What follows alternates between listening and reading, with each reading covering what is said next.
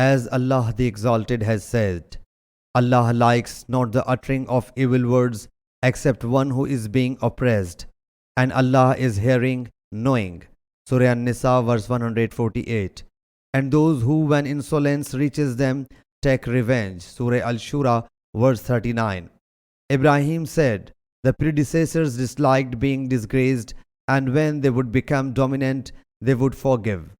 As Allah the Exalted says, if you reveal any good deed or conceal it or pardon anyone's evil, then undoubtedly Allah is pardoning, powerful.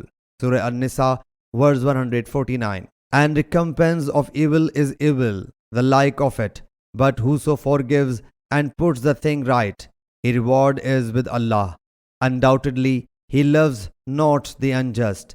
And undoubtedly, whoso took revenge after being a victim of oppression, there is no way of blame against them.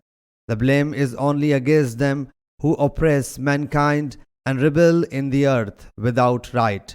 For them is the painful torment.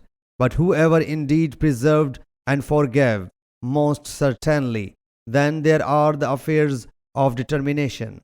And you will see the oppressors when they will see the torment, saying, is there any way to return? Surah Al-Shura verse 40 to 44.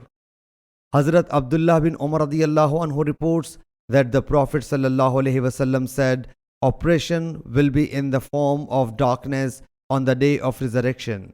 Sahih Bukhari Hadith number 2447.